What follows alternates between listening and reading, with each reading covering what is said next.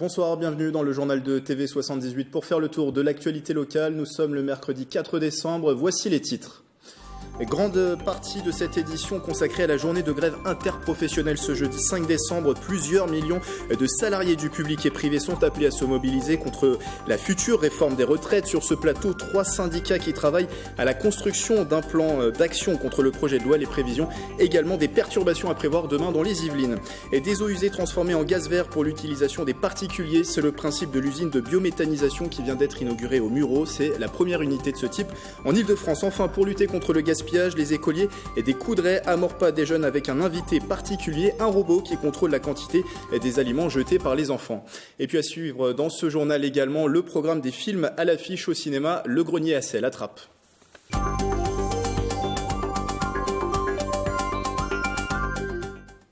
Une journée noire en prévision demain dans les Yvelines. Facteurs, enseignants, professionnels de santé, avocats, cheminots, électriciens, gaziers et d'autres professions dans la rue.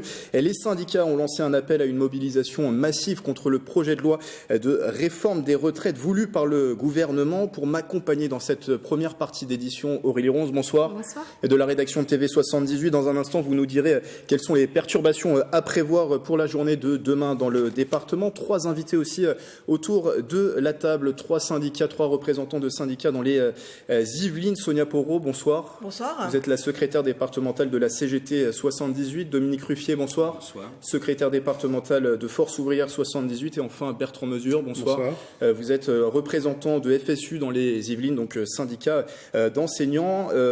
Et vous êtes également co-secrétaire de SNU-IPP dans les Yvelines, qui sont pour les enseignants du premier degré. Alors pour cette grève, vos 3 syndicats partiront unis également avec Solidaire 78. L'unité syndicale face à un tel projet de loi, vous ne pouviez pas faire sans? Sonia Porot. Je pense que ça montre quand il y a une unité comme ça qui inclut d'ailleurs d'autres organisations syndicales, la CFE-CGC s'est joint, la CFTC laisse ses syndicats libres de mobiliser, ça montre effectivement l'ampleur de l'opposition à un tel projet de réforme. Et dans les Yvelines, une mobilisation, je le disais aussi avec Solidaire 78, vous étiez d'ailleurs mobilisé le 21 novembre dernier en gare de Saint-Quentin en Yvelines et de Mantes-la-Jolie. Tout à fait, oui, pour distribuer. On n'a jamais d'ailleurs distribué autant depuis pas mal d'années, je crois. Et c'est un sujet, de toute façon, les retraites qui concerne tout le monde. Et à ce titre-là, tous les syndicats se sont concernés. Demain, c'est une grande mobilisation qui est prévue à Paris avec un défilé. Quelle est l'organisation pour amener tous les militants vers la capitale ? En fait, la seule solution qui reste, c'est l'écart et le covoiturage, puisque les transports en commun seront profondément affectés. Donc, nous avons mobilisé les uns et les autres plusieurs cars. Je sais qu'il y en a 4 pour la FSU, je sais qu'il y en a beaucoup pour la CGT et puis pour FO, et ça va être les moyens d'emmener les personnes qui veulent manifester à Paris. Il y aura une manifestation à Paris, mais aussi des actions locales prévues, c'est ça ? Oui, il y a un certain nombre de syndicats qui vont faire des piquets de grève, des assemblées générales pour discuter notamment de comment on continue ce mouvement-là, des rassemblements devant des collectivités ou des entreprises. Donc, une mobilisation qui s'annonce vraiment exceptionnelle. On parle dans un instant de ce qui vous oppose à cette réflexion autour des retraites et aussi parler du travail commun que vous menez actuellement dans les Yvelines et ce plan d'action qui est en préparation contre la future loi. Aurélie Ronze, d'abord, journée noire en prévision, je le disais tout à l'heure, dans les Yvelines. Parmi les secteurs les plus touchés demain, ce sont les transports. Il sera compliqué de se déplacer dans le département. Oui, tout à fait, notamment avec les Transiliens. Par exemple, si vous avez l'habitude de prendre la ligne U, eh bien, sachez qu'aucun train ne circulera entre la Défense et la Verrière. Pour la ligne N, eh bien, comme vous pouvez le voir également, aucun train ne circulera dans les Yvelines, que ce soit entre Rambouillet et Saint-Quentin-en-Yvelines ou encore entre Plaisir-Grignon et Versailles-Chantier. Il y aura sur cette ligne N, seulement quelques trains en heure de pointe le matin et en fin de journée. Ce sera sur la ligne entre Paris, Montparnasse et Saint-Quentin-en-Yvelines. Voilà, comme vous le voyez s'afficher sur votre écran. Concernant maintenant les lignes de RER, comptez un train sur 2 en heure de pointe sur le RER A, un train sur 3 sur le RER B, aucun train sur le RER C entre Paris-Austerlitz et Saint-Quentin-en-Yvelines.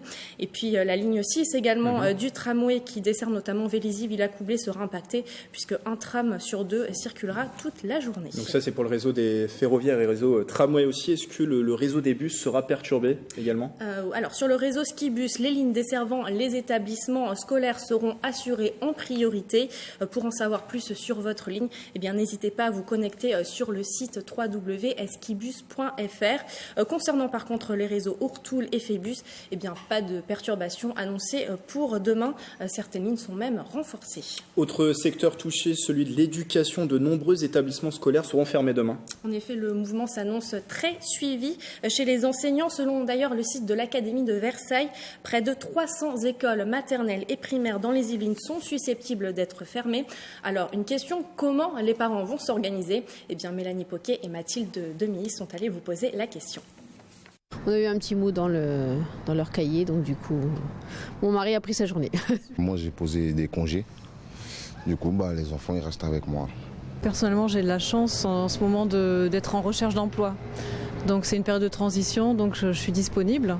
Mais voilà, j'ai proposé à plusieurs parents qui ne peuvent pas faire autrement, j'ai proposé du coup de récupérer leurs enfants. Je fais du télétravail. Voilà, donc je me suis organisée avec mon chef et je vais bosser de la maison. Comme je suis la mamie, la solution elle est toute trouvée. Voilà. Donc mon fils et ma belle-fille, ils vont travailler comme ils peuvent et moi je vais garder les petits. Alors, si les parents ne peuvent pas s'organiser, eh bien, sachez que la loi d'août 2008 instaure le service minimum d'accueil quand le nombre de grévistes dépasse les 25%. C'est à la commune d'assurer l'accueil. Cependant, attention, dans certaines communes, dans certains établissements, eh bien, la cantine ne sera pas assurée. Pour plus d'informations, bien sûr, n'hésitez pas à vous rendre sur le site internet de votre commune. Et quelles sont les solutions pour les salariés qui auraient des difficultés à se rendre sur leur lieu de travail ? Alors, de nombreuses entreprises proposent, dans la mesure du possible, de faire du télétravail ce jour-là. C'est le cas également, par exemple, du conseil départemental des Yvelines. Il existe également plusieurs espaces de coworking. Et puis, autre solution, eh bien, le covoiturage, d'autant plus qu'il sera gratuit pour tous les passagers pendant les jours de grève. C'est ce qu'a annoncé la région Île-de-France. Pour cela, il suffit de se connecter sur le site ou l'application via Navigo. Et si vous êtes conducteur, eh bien, votre trajet pourra être remboursé jusqu'à 4 € si vous êtes inscrit sur l'une des 5 plateformes partenaires qui s'affichent sur votre écran, Blabla Lines, Caros ou encore Klaxit. Merci Aurélie pour ces précisions. Pour compléter vos propos, j'ajoute qu'une journée noire s'annonce aussi dans les universités. Pour les quelques 20 000 étudiants, notamment de l'université Versailles-Saint-Quentin en Yvelines, une manifestation étudiante est prévue demain en gare de Versailles-Chantier. Les autres auront sans doute du mal à se rendre sur les différents campus de l'établissement. L'UVSQ qui a demandé à ses enseignants de faire preuve de souplesse avec les retardataires et les absents. La journée de demain ne sera pas pour autant banalisée. Déjà sur ce qui vient d'être dit sur la grève qui va être suivie dans les différents secteurs, dans les différents corps professionnels, les enseignants d'abord, est-ce que beaucoup d'enseignants ont prévu de faire grève ? Alors il y avait le taux de 83% qui était sorti en début de semaine. Qui est toujours un peu délicat puisque depuis qu'il y a un service minimum d'accueil, les enseignants déclarent une intention de faire grève et puis après il reste à voir comment elle se réalise. Nous on estime qu'il y a aux environs entre 70 et 75% des enseignants qui vont faire grève et effectivement je pense qu'il y aura beaucoup plus que le nombre d'écoles que vous avez annoncé qui seront fermées. J'ajouterais que le service minimum d'accueil sera aussi impacté par le fait que c'est une grève interprofessionnelle et que donc les personnels communaux n'assureront pas non plus leur service. Et du côté de FO et de la CGT du même ordre. Nous, on confirme parce qu'on n'a jamais vu autant de personnes nous téléphoner, que ce soit enseignants ou autres, et y compris encore aujourd'hui pour demain, pour réserver des places dans les cars. Là, c'est pareil, c'est la première fois qu'on voit ça depuis très longtemps. Oui, je confirme. Clairement, nous, on aura des gens qui n'auront pas de place dans les bus et pourtant, il y en a plus d'une trentaine et c'est un chiffre assez historique et on voit vraiment des professions très diverses se mobiliser. Voilà, par exemple, dans l'aide à domicile, il y aura des débrayages également. Donc, c'est vraiment l'ensemble des salariés qui se sentent concernés, qui ont des revendications à exprimer. D'ailleurs, si on rentre dans le fond de ce projet de réforme des retraites, il s'appuie sur les préconisations du haut-commissaire aux retraites Jean-Paul Delevoye et des mesures déjà annoncées, fondre les 42 régimes spéciaux en un régime unique et universel, le calcul des droits par points, l'âge d'équilibre fixé à 64 ans, un point qui n'est pas encore totalement tranché, qui fait débat notamment, on l'a vu lors des différentes concertations citoyennes organisées en novembre à Vélizy-Villacoublay. Ça c'était donc le 18 novembre et au Chénéro-Cancourt la semaine dernière. Écoutez justement à ce propos le haut-commissaire aux retraites interrogé par Nicolas Dandry. Dès le départ, j'ai souhaité faire appel à l'intelligence citoyenne. Ce projet, qui est un projet de société, concerne tout le monde, les enfants, les petits-enfants, les parents, les retraités. Et donc on voit bien qu'il est important pour moi d'être au contact des citoyens pour voir ce qui, dans le projet, suscite leur adhésion, leur inquiétude, et à laquelle je dois répondre. Et il est important aussi de faire de la pédagogie. Nous sommes dans des démocraties qui sont souvent guidées par des pulsions émotionnelles. Or, ce qu'il me paraît devoir être une responsabilité du politique, c'est d'offrir à chacun le moyen de se faire une conviction, même si elle est contraire à la vôtre. Déjà, avant de vous demander pourquoi il y a une mobilisation demain, une réaction sur ce que l'on vient d'entendre, cette période de concertation, est-ce que ce n'était pas un pas fait par le gouvernement, le fait de donner la parole aux citoyens lors de différentes concertations ? Écoutez, une concertation, c'est toujours utile, sauf que je pense que ce qui caractérise cette réforme, c'est que ni le partage des richesses, ni la décision ne sont partagées. C'est-à-dire qu'on nous présente quelque chose dont tout le monde a fait le constat que ce sera une baisse des retraites pour l'ensemble des personnes, ceux qui sont actuellement à la retraite, mais ceux qui seront bientôt à la retraite. Et ça n'est pas négociable, puisque la part de la richesse nationale qui est consacrée aux retraites, dans un contexte où le nombre de retraités va augmenter, est fixé à 14% et ne sera jamais augmenté. Alors c'est une période de concertation qui s'achèvera le 9 et 10 décembre avec la remise des conclusions de Jean-Paul Delevoye. La présentation de la loi, on va voir le calendrier s'afficher, sera prévue pour 2020, l'été 2020, entrée en vigueur en 2025, même si Édouard Philippe, le Premier ministre, s'est dit ouvert à un report en 2030. Du coup, le projet de loi n'est pas encore totalement établi. Pourquoi vous vous mobilisez du coup demain, avant même que le projet de loi final soit rédigé? D'abord parce qu'il y a des grandes lignes dont on sait qu'elles sont néfastes au niveau des pensions. Le régime universel notamment. Voilà les points. Et puis, bien sûr qu'on peut aujourd'hui améliorer le système de retraite en restant par répartition, un système solidaire comme on a actuellement. Et la question, effectivement, de la répartition des richesses créées par le travail, elle est vraiment posée. Si on éliminait les inégalités salariales entre les hommes et les femmes, ou à vrai dire aussi toutes les inégalités de salaire liées aux discriminations raciales ou liées au handicap, par exemple. D'abord, les gens auraient des salaires plus élevés et il y a besoin de les augmenter.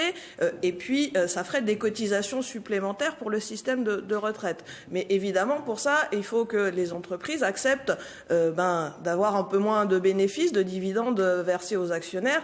Et c'est pas leur intérêt. C'est pour ça qu'il y a ce projet de réforme. Donc il y a des choses à changer quand même dans ce système des retraites. Bien sûr, puisque les retraités sont mobilisés de manière unitaire également depuis 2 ou 3 ans pour le niveau de leur pension. Donc oui, il y a des choses à améliorer, mais certainement pas le système de retraite par points. Non, et puis il faut appeler un chat un chat. Le système par points, en réalité, c'est un système par capitalisation. Au lieu de capitaliser directement des euros, on capitalise des points qui seront transformés en euros. Donc on est en train de nous introduire comme ça un système par capitalisation, là où on avait un système par répartition. Et ça, on peut pas l'accepter. C'est tout à fait contraire à justement la justice qu'on voulait nous infuser, en fait. On prétend nous infuser. Et je précise qu'il y a encore des points qui restent à trancher. Quelle première génération sera concernée? Les mesures d'accompagnement aussi des fonctionnaires. Alors, il y a une mesure sur laquelle, visiblement, le gouvernement ne reviendra pas. C'est la fusion, on parlait des 42 régimes spéciaux en un seul universel. Je vous propose d'écouter à nouveau Jean-Paul Delevoye. Quand on est dans l'universalité des droits, c'est les mêmes règles pour tous, à métier identique, retraite identique, et tout ce qui ne justifie pas une spécificité, une particularité, comme les artisans, les commerçants, les professions libérales ou les professions régaliennes qui assurent notre sécurité, tout cela intégrera le régime universel avec un temps d'adaptation et d'évolution et de transition.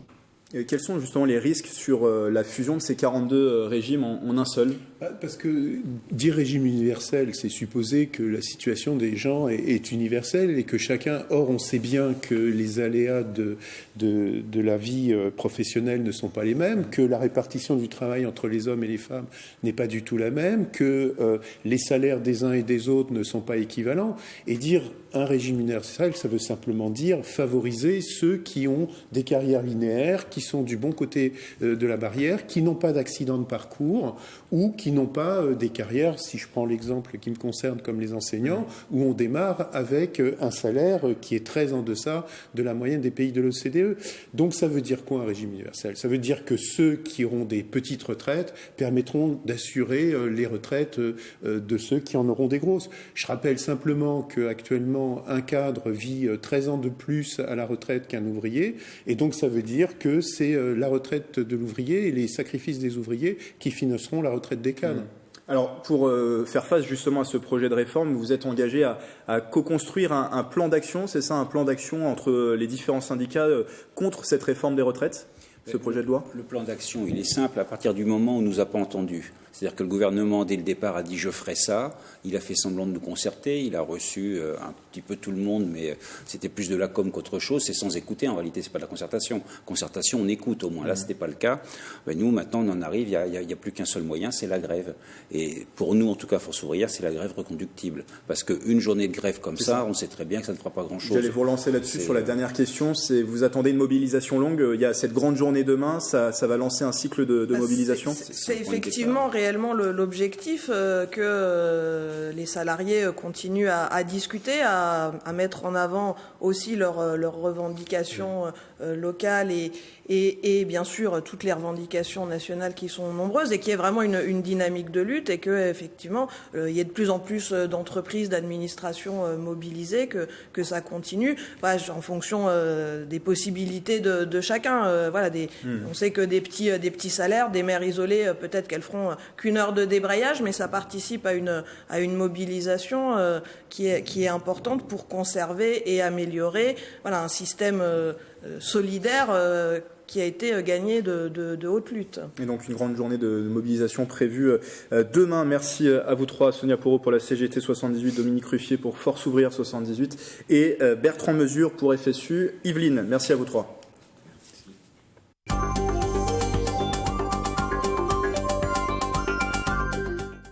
Dans le reste de l'actualité locale, du gaz vert produit à partir d'eau usée et injectée dans le réseau de distribution. Le principe de l'unité biométhane de la station d'épuration des Mureaux, exploitée par Suez, cette unité est une première en Île-de-France. Le reportage de Manon Varaldo.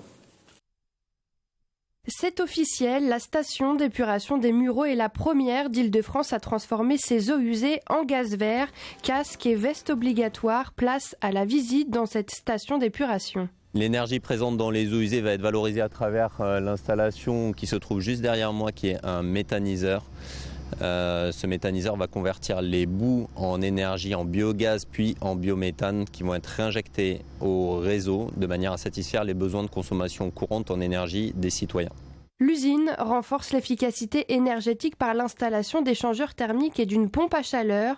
Elle traite les eaux usées de 24 communes environnantes et minimise son impact sur l'environnement en évitant 1000 tonnes de CO2 par an. Les 70 mètres cubes de boue vont être transformés en biogaz qui va être épuré, biométhane, injection réseau et qui va pouvoir alimenter l'équivalent de 800 logements. Donc c'est un avantage incroyable. C'est l'incarnation de l'économie circulaire. Cette unité améliore aussi la qualité des eaux rejetées dans la Seine pour mieux préserver la biodiversité. Fin 2019, en Île-de-France, 15 sites d'injection de biométhane seront répertoriés dans les réseaux des collectivités locales. Ce traitement des eaux usées ne coûtera pas plus cher aux habitants. Le calcul sur la facture, c'est une calcul sur le prix d'entrée de l'eau et sur le prix de l'eau usée. Si nous produisons de l'énergie avec ce qu'amènent les habitants, j'espère qu'on arrivera à baisser le prix de l'eau usée. L'objectif est aussi de devenir la première région de méthanisation agricole d'ici 2030. Des moyens vont être mis en place. Dans le cadre du budget que nous allons voter dans 10 jours à la région, vont connaître une augmentation en faveur de l'énergie de 67%, c'est-à-dire une augmentation jusqu'à maintenant jamais réalisée depuis des années pour soutenir cette transition énergétique. Le coût total de cet investissement à la station d'épuration des Mureaux est de plus de 40 millions d'euros. Chaque année, la restauration collective sert en France plus de 3 milliards de repas. 44 kilos en moyenne seraient jetés par jour par les établissements, un chiffre que de nombreuses communes souhaitent réduire. Et depuis le mois de septembre, les élèves de l'école des Coudrais à Maurepas déjeunent avec un invité un peu particulier. Arthur, c'est le nom de ce robot qui contrôle la quantité des aliments jetés par les écoliers. Mélanie Poquet. Des yeux en forme d'écrou, une lumière sur la tête et un ventre balance. Voici Arthur. Le robot vérifie chaque midi ce que jettent les enfants de l'école élémentaire des Coudrais à Maurepas.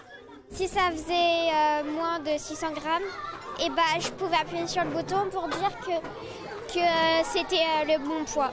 C'est que j'ai pas trop gaspillé. C'est de la nourriture et du coup il faut pas gâcher pour rien parce qu'il y a des personnes qui n'ont pas à manger. C'est important parce qu'il y en a qui n'ont pas la chance de manger partout comme ça. Installé il y a 3 mois, le robot a été pensé par les agents de la commune. Il est une nouvelle étape du programme de lutte contre le gaspillage alimentaire dans les cantines scolaires initiées il y a 1 an.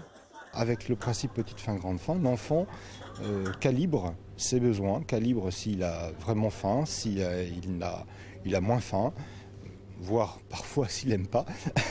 Et du coup, au final, quand il a terminé de manger, il jette évidemment moins. Dès le CP, dès 6 ans, ils peuvent comprendre que jeter, c'est pas bien et que ça peut faire perdre des choses à d'autres personnes qui sont dans le besoin. Le robot est calibré en fonction du menu prévu chaque jour. L'école continue cette sensibilisation au gaspillage. Réduire nos déchets, le thème du nouveau numéro du 7-8 Société. Ce soir sur TV78, Manon Varaldo aura 5 invités autour de la table pour évoquer ce sujet. Nous vous en parlions dans ce journal, il a été lancé la semaine dernière. Le bus Santé des femmes a fait son premier passage lundi dans les Yvelines, un arrêt sur le parking du centre commercial Bel Air à Rambouillet. L'objectif que les femmes trouvent gratuitement sur place une aide santé ou juridique. Marilène Pichino. Le bus Santé pour femmes a effectué son premier passage dans le département à Rambouillet. Issu d'un partenariat entre les Hauts-de-Seine et les Yvelines, il propose un accès à des services de dépistage et de conseil entièrement gratuits. L'objectif, c'est vraiment de pouvoir toucher des femmes qui ne vont pas se présenter spontanément vers les dispositifs existants. Et là, on est dans un environnement anonyme, confidentiel. Elles ne connaissent pas les professionnels qui se trouvent dans le bus et elles vont davantage s'épancher. Une première partie santé met à disposition un chargé de prévention, un médecin et une psychologue. Les femmes peuvent tester leur vue, leur audition, vérifier leur taux de diabète et de cholestérol et surtout se confier si elles en ressentent le besoin. L'idée, c'est de leur proposer un dépistage audition visuelle, mais derrière tout ça, on est aussi là pour essayer d'échanger avec elles sur la prévention, santé de façon générale. C'est bien parce qu'il y a des personnes qui ne se font pas consulter et qui pourraient bénéficier et avoir des solutions appropriées à leurs problèmes. Pas de consultation, mais bien de la prévention. L'objectif est ensuite de les diriger vers les professionnels du secteur géographique. Plus que leur santé, un autre volet conseil et écoute de vie leur est proposé avec un officier de prévention ou un avocat. Ça me semble important actuellement d'informer les femmes, qu'elles connaissent leurs droits, qu'elles puissent poser des mots sur des situations qu'elles vivent chaque jour et qu'on puisse les aider à cheminer et éventuellement à judiciariser une situation si une infraction est commise et qu'elles en sont victimes. J'ai vu une psychologue et j'ai vu aussi l'aide sociale aussi. Donc ça m'a aidé, ils m'ont donné des informations, des adresses. Là, vraiment, c'est très important pour moi. Ce premier bus en France remplit ses objectifs d'information et de rupture de l'isolement des femmes. Il sillonne les 2 départements. Lors de ses premiers arrêts, une 50aine de femmes a pu le visiter chaque jour. Noël, c'est dans 3 semaines, mais les animations ont déjà débuté. Des décorations qui illuminent des villes et des marchés qui se succèdent. À Montigny-le-Bretonneux et à Saint-Cyr-l'École, ils étaient organisés le week-end dernier. Retour avec Mélanie Poquet. Le Père Noël a lancé sa tournée, pas encore celle des cadeaux, mais celle des marchés. Dans son parcours, le marché des voisins solidaires à Saint-Cyr-l'École, organisé par une quinzaine de voisins du quartier Charles-Renard. On a joué la solidarité des gens, c'est est-ce que vous pouvez nous donner un petit coup de main, 1 heure de votre temps, juste quelque chose pour qu'on puisse avoir toutes les générations autour de nous. Les commerçants ont joué le jeu aussi solidaire. Charcuterie corse, champagne et des cadeaux, une centaine d'artisans et commerçants a répondu à l'appel, comme ce passionné qui travaille le bois de récup. Ce qui m'intéresse réellement, c'est partager ma passion. Encore une fois, c'est partir du jardin et amener sur la table et de faire découvrir aux gens que les arbres qu'on trouve dans nos jardins, dans nos forêts, une fois qu'on les ouvre, ils ont plein de couleurs, plein de formes et plein de patterns. À Montigny-le-Bretonneux, la ferme du Manet s'est transformée en hotte géante pour accueillir les 17 000 visiteurs. Plus de 130 exposants s'étaient donné rendez-vous pour proposer doudous, bijoux et autres douceurs. C'est le foie gras de Noël, le foie gras du 1er de l'an, le foie gras de la fête, de la joie, du bonheur, le foie gras du Gers. Pour nous, c'est un rendez-vous incontournable et c'est parce qu'ils mettent en avant les producteurs de vin, de foie gras, de saucissons, etc. Donc c'est le marché des producteurs. Encore 3 semaines pour que le Père Noël puisse compléter les demandes qui lui sont adressées. Les marchés donnent des idées pour que le 24 décembre soit sur son 31. D'autres marchés de Noël se déroulent bien sûr en ce mois de décembre à Saint-Quentin, en Yvelines. Le prochain à Plaisir les samedis 7 et dimanche 8 décembre au château de la ville, des artisans venus des 4 coins de la France avec plusieurs animations, promenades en calèche, sculptures sur ballon, patinoire et ferme pédagogique. Le tout en présence du Père Noël. Rendez-vous de 9h à 19h. Voilà, c'est la fin de ce journal. Sur notre site internet et notre application mobile, vous retrouvez le replay de cette édition et aussi le programme des films à l'affiche du cinéma Le Grenier à sel à Trappes dont je vous parlais au début de ce journal. Belle soirée sur TV78.